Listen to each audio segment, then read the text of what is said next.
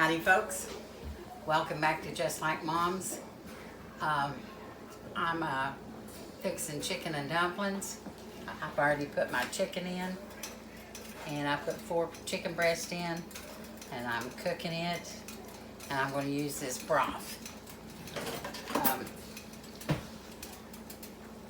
See if I can get the boiling down a little bit. I'm going to use this broth to make my dumplings in. And I'm going to use 4 pieces of breast.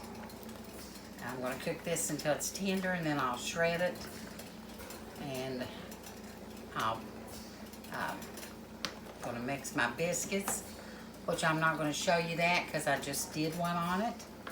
And if I'm working really hard to learn how to link things together, but if I can't link them together and you need to know how to make biscuits, just go Just Like Mom's biscuits and you'll get to them. Also making green beans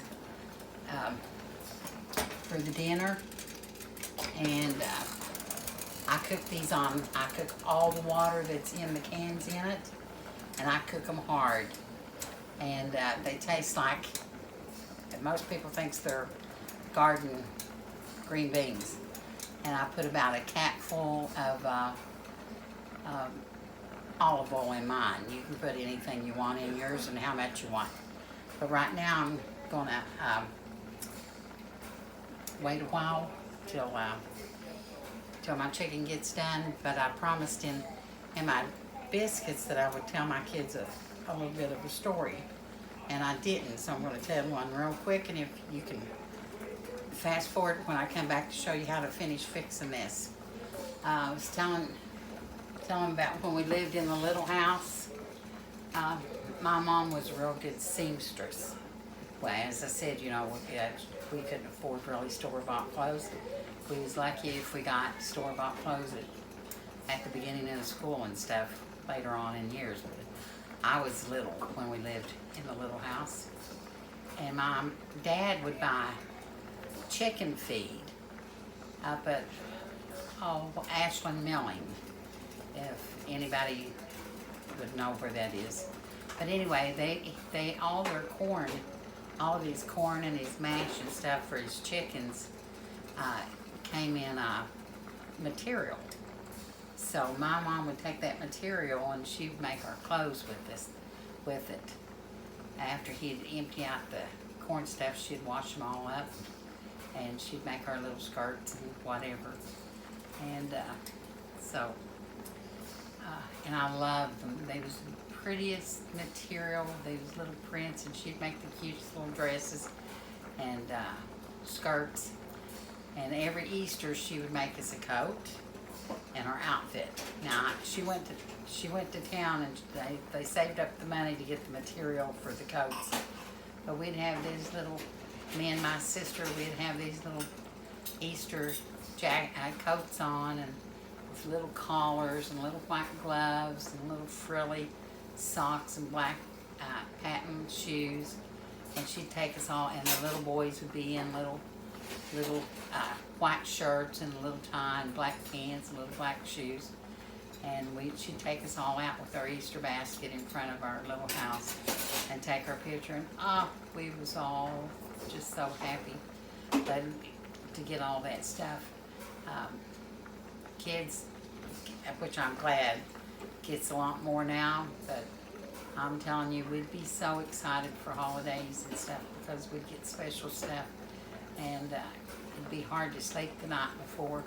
But I remember getting my little Easter hat and my Easter jacket and go out and take our photos, and we just loved it. And then we'd have our Easter egg hunts, and we'd hunt those eggs all day. My mom and dad would hide them, and all of our family would come, and we'd have 20, 30 kids, and we'd hunt those eggs, and I don't guess anybody ever ate them. They wasn't probably fit to eat by the time the end of the day came. I can't remember that, but the parents would cook. They'd all bring food, and we'd set up out. It was on a dead-end street, and we'd set up our tables up there, and all of us would go around, and we'd sit and eat and stuff, and we'd play games, and we'd play kick the can, and the adults played along with the kids, and drop the hanky, and Red Rover, Red Rover. I don't know if kids even knows those games or not, but I played them with my grandkids, and they loved them when they was little. Now I've got 2 little ones now. They're 5, they're twins, and they would probably love it. But there's no way I can play them. I wish I could. We'll be back in a little bit to show you how I shred up this chicken and show you how I do the dumplings. Okay guys, we're back. I've cooked the chicken. It's just about ready to shred. I used the broth out of the chicken, and also I have chicken broth stock. I'm going to pour a little bit of this in it to give it seasoning, just to your taste or whatever you like. I'm going to stick half a stick of butter in it, and I go ahead and I put my salt and pepper in it, which is in the other room. Is in the other room. We eat in the other room, sorry. And I've mixed my biscuits, as I told you, you know, just look up Just Like Mom's Biscuits. And I'm going to shred my chicken when it gets ready.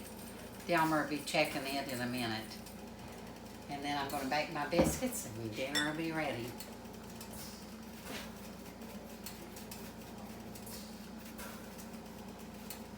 I like a lot of pepper, guys. Okay, now give me a glass of water.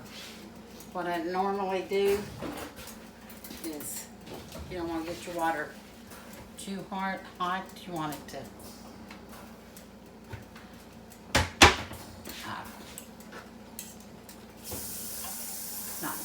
not cook your stuff to where they'll fall apart. You don't want it hard boiled, I guess is what you want. Sit that right there, honey. Thank you. I wet my fork because I do drop biscuits. And when this gets hot enough, I'm going to start dropping them in. And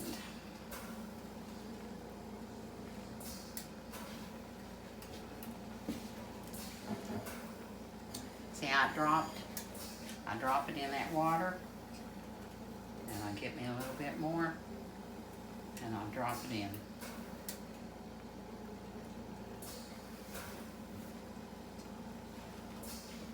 When it gets to where it's hard to drop off like that one, I wet my fork, and I'll do another one. You see it's starting to come to a boil.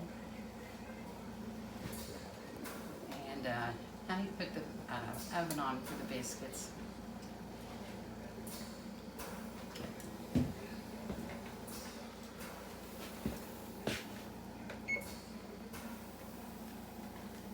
And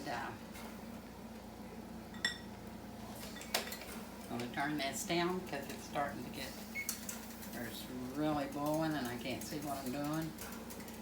And I need you to get the fastest way to shred your chicken, it's done, I've already checked it, is with the mixer. I'm going to have Delmer to get the mixer, put it right here and show you how to do that. Put it in that red bowl. You can shred it with a fork, but I'm lazy. Here you are.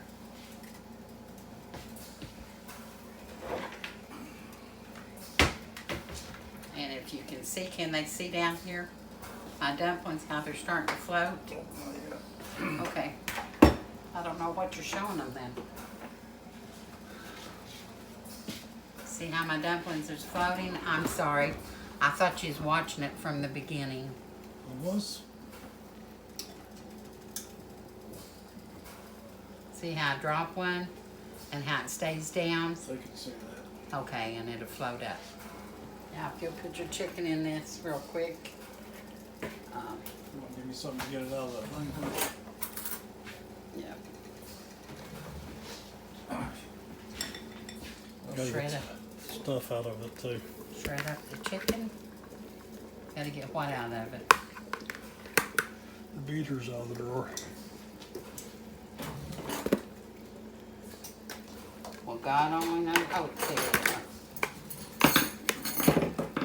So, anyway, I'm gonna hurry up and show you how to do this so we can turn this off and you don't have to just sit and watch nothing. So, want to come over here and start, honey?